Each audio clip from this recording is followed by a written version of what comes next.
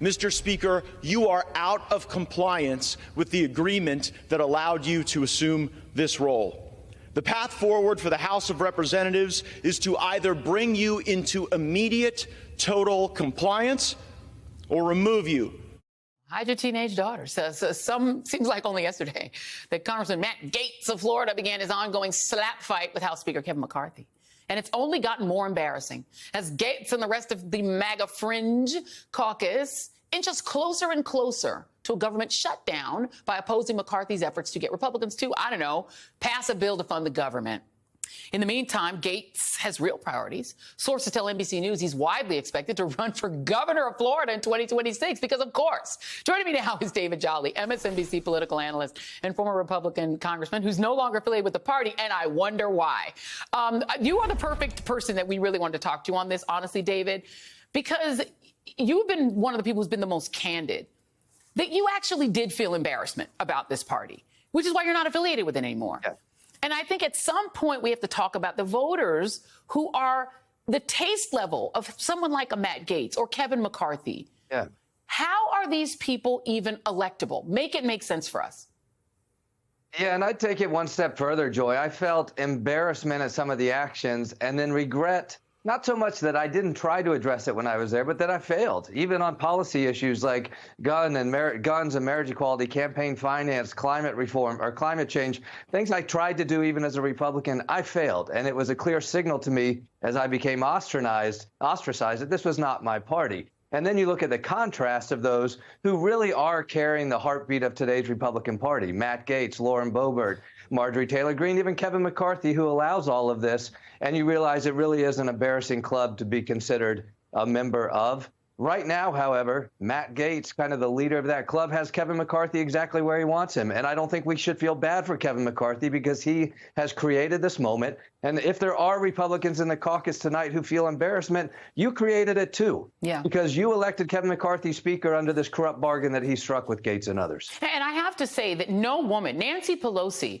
could never have become Speaker exhibiting the kind of mediocrity that we've seen in Kevin McCarthy. Let's just be honest. No woman could get that far in politics in the Democratic Party. It just wouldn't happen. And I'm not saying Democratic voters are better or smarter. It's just that there's a certain minimum standards that they demand. A lot of these Democrats are lawyers. They're constitutional scholars like Jamie Raskin. They get up and articulate their people like Obama. And Democrats will really punish you if they don't think that you're sort of smart and kind of there. But in the Republican Party, somebody like a Matt Gaetz can legitimately say he's going to be the governor. Look at the current governor. He thinks slavery benefited black people. So it's like, how is there a way to pull back Republican voters and say to them, you can have better than Lauren Boebert?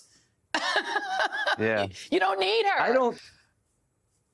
I don't think so. This is a path that Republican voters have chosen by elevating these people. They continue to reelect them. And Joy, I would suggest assigning mediocrity to Kevin McCarthy is very generous of you tonight. You must be in good cheer because the bottom line is the only reason Kevin McCarthy got the job after 15 votes is because nobody else would take it. If anybody else had challenged Kevin McCarthy, he would have lost. And even today, the only thing that might be saving Kevin McCarthy from a motion to vacate is nobody else will take the job. Elise Stefanik, maybe Steve Scalise are looking at it. Elise is probably salivating for it, but not in this moment. And so Gaetz also knows that because a motion to vacate is a nuclear trigger that removes Kevin McCarthy. But then what? The one reason Matt Gaetz might do this, and he is very deliberative, very conniving. If he does this, it will be for a reason. And that reason likely is because he intends to win the Republican nomination for governor in the state of Florida in 26. And don't even get me started on Elise Stefanik, because she is not mediocre. She's just faking it. And that's even more embarrassing than actually being mediocre. I want to talk about Donald Trump for a moment, because I am still old enough to remember when a Republican saying liberal Jews are ruining America and ruining Israel. Something like that would get you excised from the party. No one would want to be seen with you. How are we at a point when the former president of the United States attacks Jewish people broadly on Rosh Hashanah and no one says anything?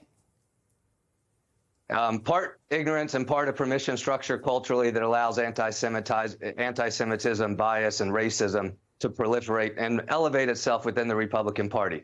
Look, Donald Trump is making a case that some have tried to make embedded in the qualitative process of policy, but he is making an anti-Semitic conclusion because it's based on the fact that he thinks Jewish Americans are a monolithic voting bloc, that they are monolithic in their view of the world and in their politics. And when you assign a monolithic quality to any race, to any gender, to black and brown communities or the Jewish American community, you are admitting an intrinsic bias. And that is what he has done. And those words resonated with the Jewish American community and every other community that has felt that intrinsic bias from a political leader. They saw that in Donald Trump, and it's right that we condemn him for it tonight. We saw Mitt Romney, be very candid. Even let's just be clear. Mitt Romney humiliated himself having that dinner with Trump, tried to be his Secretary of State. He had his moments, too. But he seems to have kind of sobered up. And I wonder if behind the scenes, you have conversations with any sitting members, if you are talking with them, that admit behind the scenes that they, too, are embarrassed by where the party is today. Yeah, but they cut the wood and sanded it for the coffin that Mitt Romney just put a nail in. I mean, Mitt Romney's departure is one more nail in the coffin of a Republican Party that died a long time ago. It is not coming back, and I think his words of resignation really reflect that. Mitt Romney's type in the Republican Party are gone. They've been out of power for a long time. His departure is an affirmation that this party's dead. And the question is, can Democrats go into a debate with a party that is no longer coalescing or rooted around ideology and politics, but instead this authoritarianism, angry, populist, cultural theme? And can Democrats beat that back with traditional policies that try to lift all people up?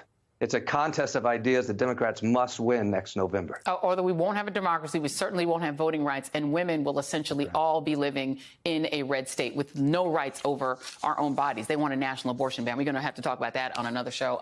David Jolly, always appreciate you, man. Thank you very much.